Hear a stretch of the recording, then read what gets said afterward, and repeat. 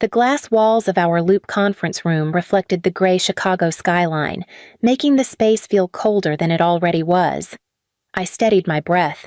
My notes spread neatly in front of me, charts lined up in the margins. This was my quarterly forecast, the analysis I had labored over for 3 sleepless weeks. It was supposed to be my chance to prove that I could steer the company away from the cliff it was speeding toward. I didn't even make it past my second slide before Reginald Voss leaned forward, his voice booming with false charm. "What Claudine is trying to say," he interrupted, "is that our margins need more creative thinking. Let's not bog ourselves down in numbers right now." My pen traced a line across the corner of my notes. One more tally mark among many. By the end of the meeting, 19 dark strokes scarred the page. Across the table, Dorian Hale delivered his marketing updates uninterrupted, basking in nods and chuckles. Wyatt Stroud followed with a 20-minute technical breakdown that no one dared cut short. I clenched my jaw, holding my silence. My work, the survival map for this company, was treated like background noise. When the meeting finally ended, I gathered my papers slowly, my stomach twisting. I slipped into my office, shut the door, and opened my laptop to clear my inbox. Among the routine follow-ups and project notes sat a message chain forwarded to me by mistake. The subject line read, "Next week's prep keep her contained." My eyes scanned the thread. Dorian's words were smug, typed too quickly to disguise his intent. "We can't let Mercer dominate when Preston Harwood's on the line. Keep her off balance. If she looks unprepared, Reginald can step in and save face." Wyatt had chimed in beneath agreed. "We'll redirect whenever she pushes numbers too far. Investor doesn't need her theatrics." I stared at the screen, pulse pounding. 19 interruptions had felt like negligence.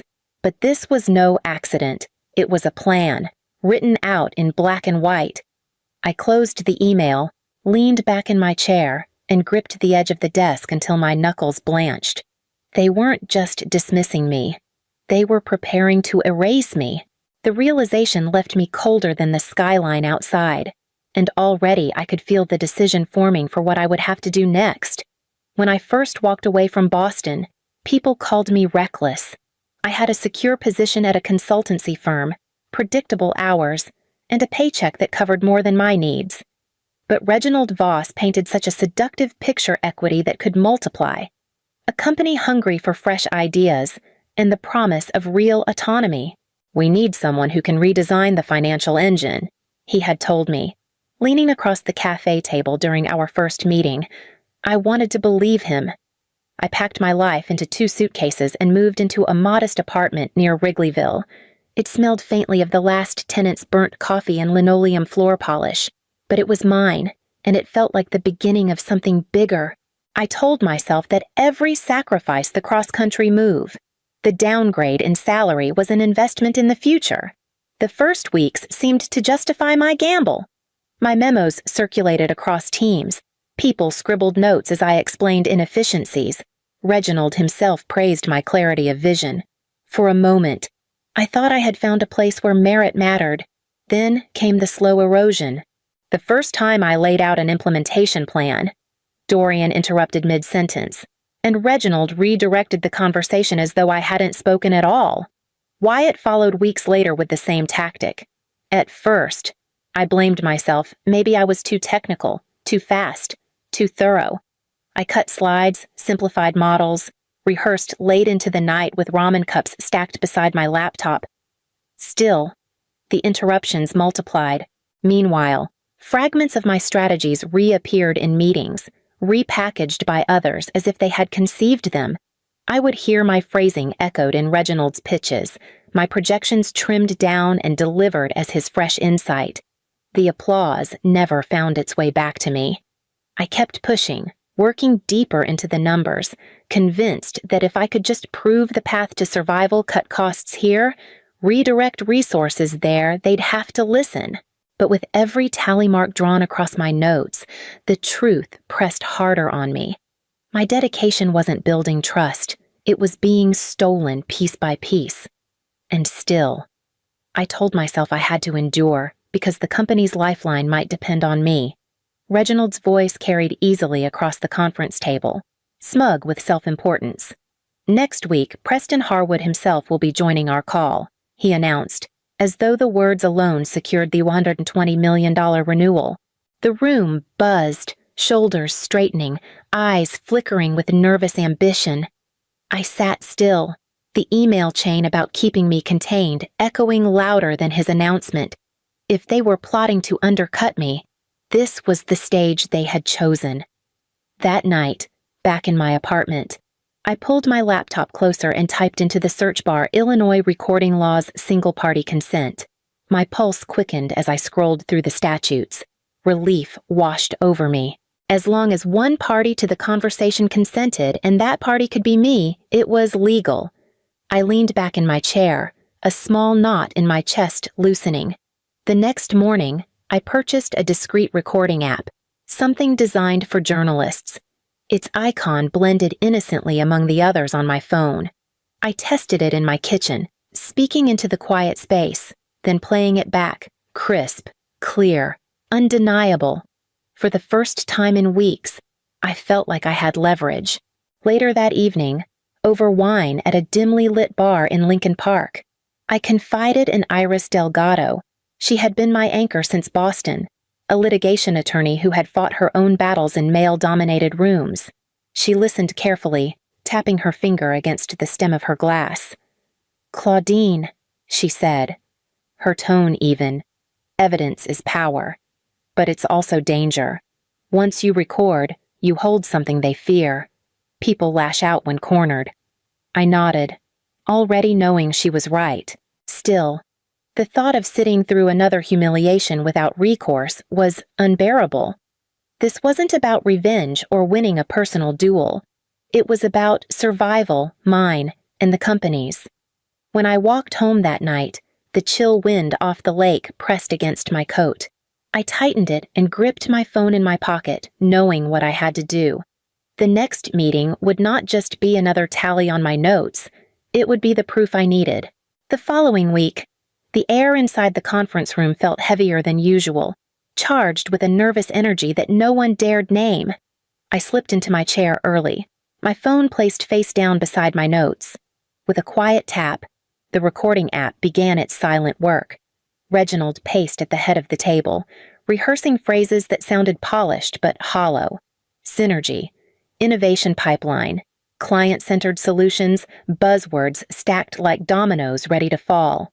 His voice swelled with confidence, but I could see the tightness in his jaw, the restless shift of his hands. He knew what was at stake. Across from me, Dorian leaned toward Wyatt, their whispers too faint to carry across the room, but clear enough in intent. Their eyes flicked toward me, then down at their notes, as if aligning on the timing of their strikes. My stomach knotted, though my face remained steady. When the screen flickered to life, Preston Harwood's image filled the wall. Silver hair, sharp gray eyes, the faint impatience of a man who valued time above all else. He greeted us briefly. No indulgence for small talk, then cut straight to the point. "Let's hear where things stand." Reginald launched into his prepared speech, puffed with statistics that danced around the truth.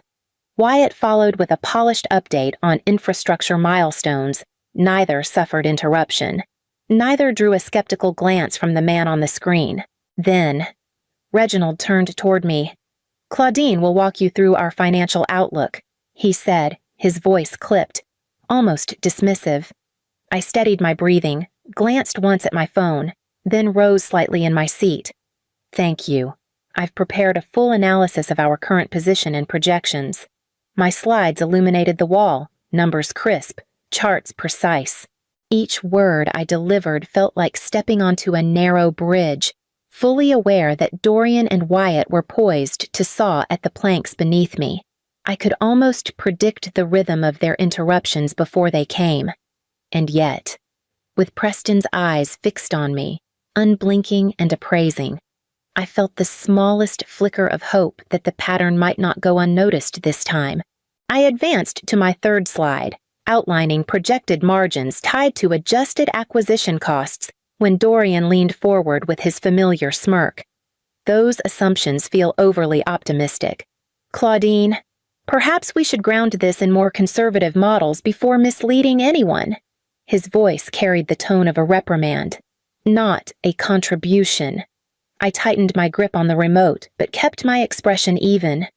2 minutes later, Wyatt cut in, arms folded across his chest. These projections ignore infrastructure strain. Without factoring back-end load, the revenue streams you're showing don't hold. Before I could respond, Nolan, our product director, raised his hand halfway and jumped in. If I could just add user growth metrics. The sound that followed silenced all of us. Preston Harwood clearing his throat, low, deliberate, and heavier than any interruption. 3 interruptions, he said, his gaze sweeping the table. In under 10 minutes. This is exactly why we're reconsidering. The room froze. Reginald's complexion drained to ash. Dorian's smirk collapsed into something hollow, and Wyatt shifted in his chair, suddenly fascinated by his notepad. Preston's voice cut through the silence. Let Ms. Mercer finish. Without interruption, the authority in his tone felt like a lifeline. I steadied myself and continued, laying out the full strategy I had spent weeks perfecting: a path to triple revenue in 18 months, reduce operating costs by 27%, and redirect resources toward high-value clients. The numbers were tight, the logic unshakable. For the first time, I delivered it in full. When I finished, Preston leaned back, his gray eyes narrowing slightly as he studied me. Then he nodded once, firmly. That, he said, is precisely the level of strategic thinking I expect.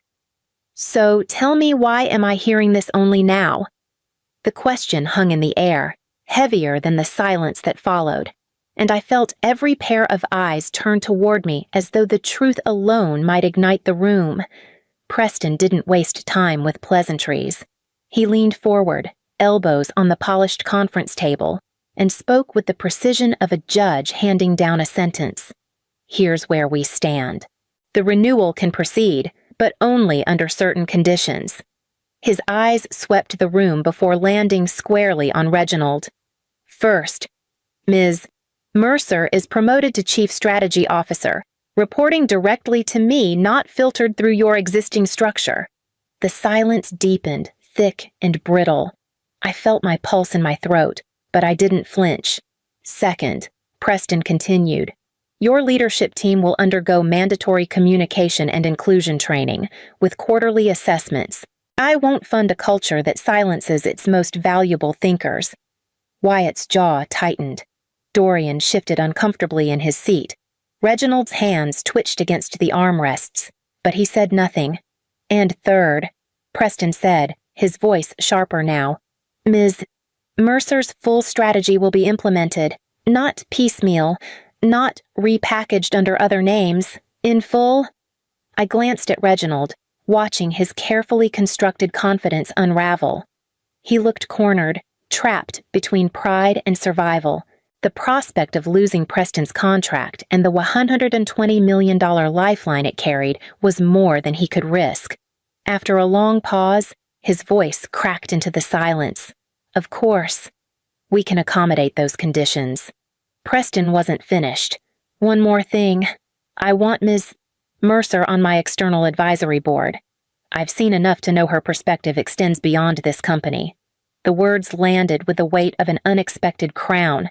Advisory board, direct access to Preston's portfolio, a separate compensation package, independence from data streams politics.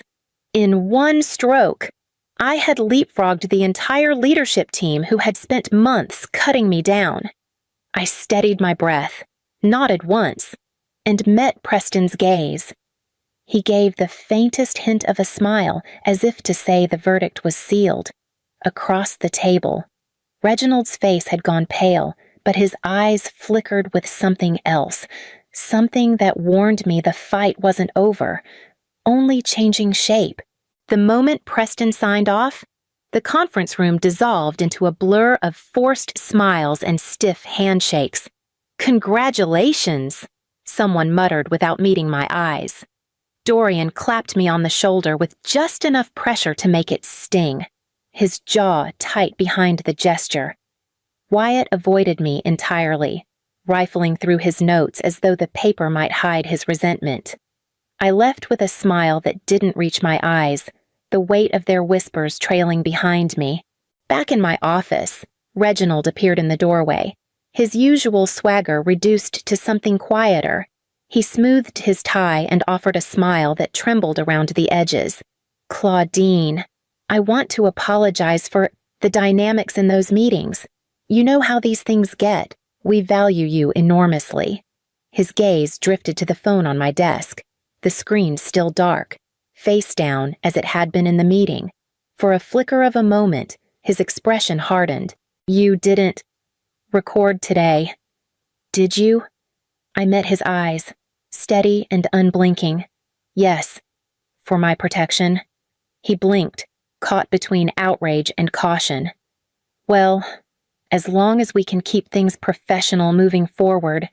His words hung in the air like smoke before he retreated, leaving me with the hollow echo of his apology. That night, in the quiet of my apartment, I replayed sections of the recording. The interruptions sounded even sharper in playback Dorian's cutting tone, Wyatt's dismissive interjections, Nolan's eager chiming in. But beneath the noise, another detail emerged, chilling me. Dorian's voice, low and casual. During one of my slides, "Tweak those numbers, shift them down a few points. We'll present safer projections." My stomach clenched. This wasn't just undermining me. This was sabotage, altering data in real time to make me appear careless. The proof sat in my hands, crisp and undeniable. I closed the file and leaned back, the city lights flickering outside my window. The recording had given me more than protection, it had given me their confession. The only question now was how long I should wait before using it. Stepping into the role of Chief Strategy Officer was less a promotion than a declaration of war. The first week, I began reshaping the departments, pulling budgets from vanity projects and redirecting resources toward the core strategy Preston had approved. Meetings grew tense. Eyes narrowed when I walked into a room. Some welcomed the clarity, but others clung to the old inefficiencies like lifelines. Wyatt Stroud proved the loudest opponent. In a development review, he pushed his chair back with a sharp scrape against the floor. "This is ridiculous," he snapped. "You cut features our engineers spent years building. You're dismantling systems without understanding their complexity. Let's be honest, you got lucky the client liked you." The words stung, but I didn't let them show. I slid a spreadsheet across the table, rows of numbers highlighted in red. "This is 18 months of infrastructure spending mapped against user adoption, 43% above industry averages, sustaining features used by less than 7% of our clients." I flipped to the next page, projections bolded in black. "Redirecting those resources increases revenue by 28% within 6 months. That's not luck. That's data." Wyatt's face darkened, his jaw flexing. Anger. Yes, but beneath it, I saw the fear he couldn't quite bury. His empire of waste was collapsing, and he knew it. When the meeting adjourned, I caught the flicker of Dorian pulling him aside, their heads bent close, voices too low to catch. I didn't need to hear the words to know the shape of them. They weren't finished with me. That night, I replayed the recording again, the moment Dorian whispered about shifting numbers. The file remained untouched on my phone, my insurance policy. If they thought they could twist the narrative back in their favor, they were forgetting one thing I already had their confession captured in their own voices. The next confrontation would not be about interruptions. It would be about survival, and only one side could win. The all-hands meeting was staged like a celebration. Reginald stood at the front of the room, polished smile in place, his tone warm and commanding. "We've secured Preston Harwood's full support," he declared. The new terms reflect our leadership's vision for growth, and I rose from my seat before he could finish. For the first time since I'd joined the company, I cut him off. Actually, that isn't how it happened. Murmurs rippled through the rows of employees. Reginald's eyes narrowed, but I was already moving. I placed my phone on the table and tapped the screen. The recording spilled into the room. Dorian's voice came first, sharp and dismissive. Those assumptions feel overly optimistic. Claudine. Then Wyatt. Without factoring back-end load, these numbers don't hold. Reginald's laugh followed, careless and dismissive, a sound meant to belittle. And then Preston's voice, steady and cold. 3 interruptions in under 10 minutes. This is exactly why we're reconsidering. The room gasped as one. A few hands flew to mouths. Others shifted uncomfortably in their seats. The interruptions echoed against the walls, no longer hidden behind closed doors. The truth stood exposed, undeniable. Reginald's face flushed crimson. Dorian's smirk had long since vanished, replaced by a tight grimace. Wyatt stared at the floor, jaw locked. I let the silence linger before speaking. This was the reality of our leadership meetings. What you just heard is what Preston heard. That's why the conditions were set, not because of anyone's vision, but because the truth could no longer be ignored. The weight in the room shifted.